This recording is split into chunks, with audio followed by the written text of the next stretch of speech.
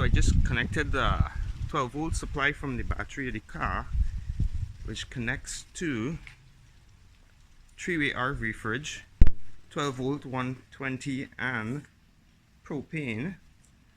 At the moment I have it hooked up to the propane tank, and as you can see in here, it is fired up and it's getting cold.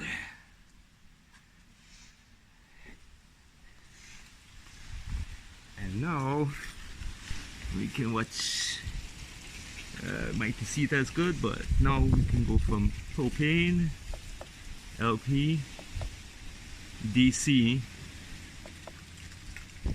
and AC.